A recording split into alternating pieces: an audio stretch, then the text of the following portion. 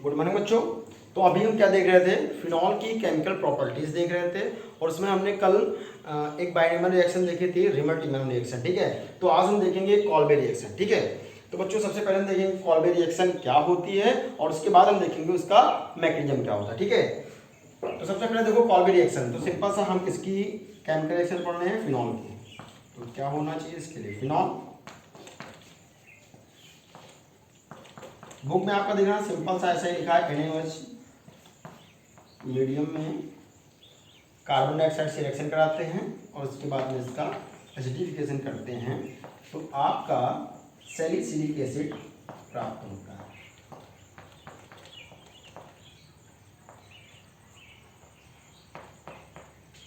ठीक है, इसे बोलते हैं सैलिसिलिक एसिड। तो कई बार कॉल्बे रिएक्शन से पूछ लेते हैं कि कॉल्बे रिएक्शन में बनने वाला मुख्य उत्पाद क्या होता है, तो सिंपल सा बताइए सैलिसिलिक एसिड। ठीक है, और इसमें क्या होता है, देखिए ऑर्थो कंपाउंड बनता है ना कि पैरा कंपाउंड। जैसे कि कल भी हमने देखा था, जो हमारा सैलिसैल्डिहाइड बन रहा था वो ऑर्थो कंपाउंड बन रहा था ना कि पैरा कंपाउंड। ऑर्थो कंपाउंड क्यों बनता है बच्चों, क्योंकि यहाँ पे इंट्रामॉलिक्यूलर हाइड्रोजन बॉन्ड प्रेजेंट होता है, इंट्रामॉलिक्यूलर हाइड्रोजन बॉन्ड। ठीक, बाकी अंदर केस में क्या होता है कि आपके पैरा कंपाउंड बनते हैं। क्यों बनते हैं, लाइक मान लो बच्चों मैं यहाँ पे एक आपका कंपाउंड ले लूँ, ठीक है, ये OH है, ठीक है, और देखो यहाँ पे अगर मैं Cl जोड़ दूँ तो आप बताइए क्या ये स्टेबल होगा, नहीं होगा। क्यों, क्योंकि ये OH ये Cl दोनों ही निगेटिव हैं, तो निगेटिव निगेटिव के बीच में रिपल्सन होगा, जिस वजह से ये अनस्टेबल होगा थोड़ा सा। लेकिन अगर मैं इसी Cl को यहाँ से हटाकर पैरा पोजीशन पे जोड़ दूं तो देखो इसके बीच में जो रिपल्सन होगा एज वेल एज इससे कम होगा, तो ये ज़्यादा स्टेबल होगा। मतलब कब, इस केस में पैरा कंपाउंड मेजर बनता है और ऑर्थो कंपाउंड माइनर में बनता है। बट इन द केस सैलिसैल्डिहाइड और सैलिसिलिक एसिड में क्या होता है, बहुत से ऐसे और भी होते हैं जिसमें अगर इंट्रामॉलिक्यूलर हाइड्रोजन बॉन्डिंग की फॉर्मेशन हो रही होती है तो उस समय ऑर्थो जो कंपाउंड होता है वो मेजर कंपाउंड होता है। ठीक है, तो सिंपल सा क्या किया हमने, फिनॉल की रिएक्शन बेसिक मीडियम में कार्बन डाइऑक्साइड से कराने पर और उसके बाद उसका एसिडिफिकेशन कराने पर हमें सैलिसिलिक एसिड मिल गया। क्लियर हुआ। अब हम देखते हैं इसके पीछे की मैकेनिज्म।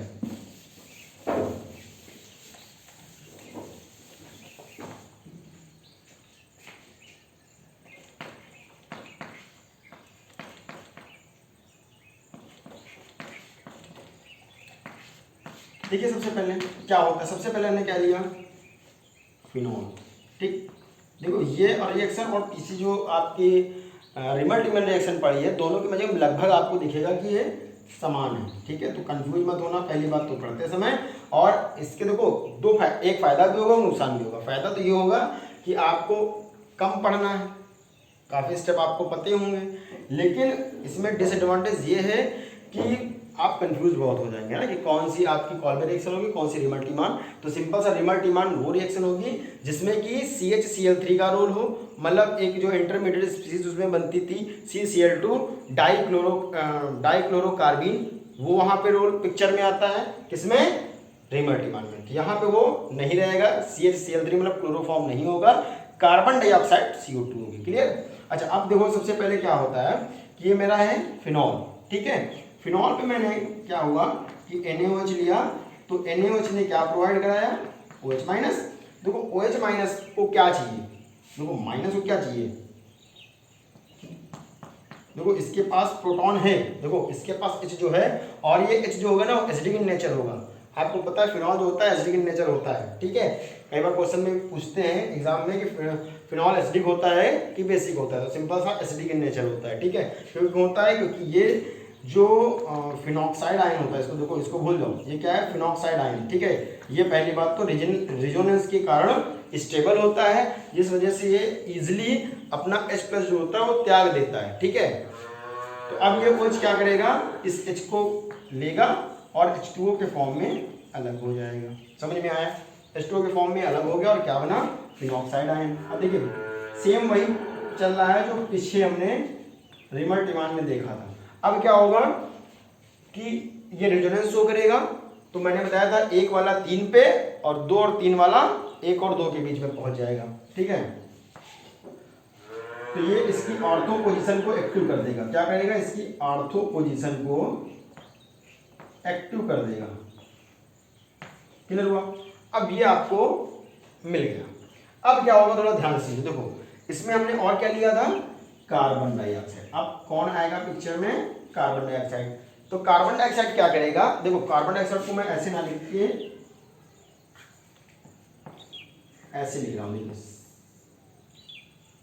वो हो गया डबल बॉन्ड C, इसको मैं ऐसे लिख रहा हूं।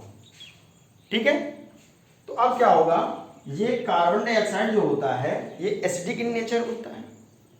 कार्बन डाइऑक्साइड जो होता है एसिडिक इन नेचर होता है, मतलब इसको इलेक्ट्रॉन्स की जरूरत है। अब देखो इलेक्ट्रॉन्स कहाँ पे हैं? यहाँ पे इलेक्ट्रॉन्स।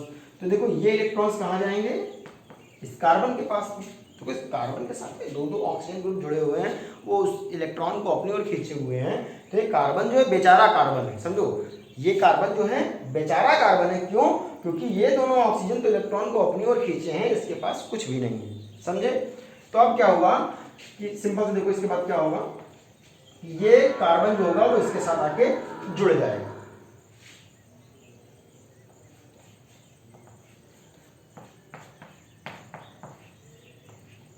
ये बॉन्ड है CO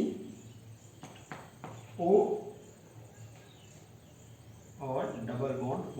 देखो ऐसा जुड़ा, जब ये ऐसा जुड़ा तो देखो जैसे ही ऐसे जुड़ेगा तो यहाँ पर जो हाइड्रोजन प्रेजेंट होगा, देखो यहाँ पर एक हाइड्रोजन भी तो प्रेजेंट होगा इस कार्बन के साथ में, इस कार्बन के साथ में एक हाइड्रोजन। और देखो यहाँ पे कार्बन कितनी बॉन्डिंग बनाए हैं? 2 2 4 और 1 5।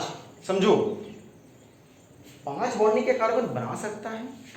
समझो, क्या कार्बन 5 बॉन्डिंग बना सकता है? तो इस कंडीशन में क्या करेगा, ये जब इससे जुड़ेगा ना तो इस ऑक्सीजन के साथ में अपने पाई इलेक्ट्रॉन्स विड्रॉ कर लेगा। समझो, जो अपने पाई इलेक्ट्रॉन्स इसने ऑक्सीजन के साथ में जोड़ रखा है वो विड्रॉ कर लेगा और इस कार्बन के साथ में जुड़ेगा। ठीक है, तो अब इस कंडीशन में क्या होगा, इस ऑक्सीजन के ऊपर आएगा भैया नेगेटिव चार्ज। समझो, इस ऑक्सीजन के ऊपर आ गया नेगेटिव चार्ज। तो अब ये जो हाइड्रोजन यहाँ से जुड़ा हुआ है वो इस रिंग की एरोमेटिसिटी को वापस लाने के लिए अपने आप की कुर्बानी देगा।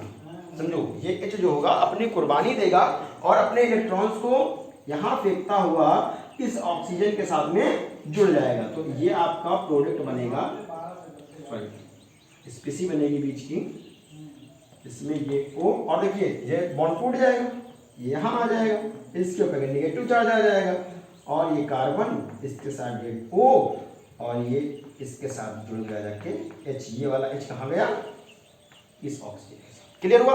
अब देखिए क्या होता है, सिंपल सा, आप कुछ नहीं करना है, हम अपने प्रोडक्ट के पास फाइनली आ चुके हैं। तो क्या होगा कि अब हम इसका एसिडिफिकेशन करा देंगे, इसका हम एसिडिफिकेशन करा देंगे और एक सिंपल सा O को मिल जाएगा और आपका सैलिसिलिक एसिड, क्या सैलिसिलिक एसिड आपको मिल जाएगा। देखो इस H और इस O के बीच में intra molecular hydrogen bond present होता है। क्लियर हुआ? तो ये हमारा क्या है, सैलिसिलिक एसिड। क्लियर? कोई कंफ्यूजन? ये इसका बनने वाला ऑर्थो मेजर कंपाउंड होता है। क्लियर हुआ? ऑर्थो कंपाउंड बनेगा। Thank you.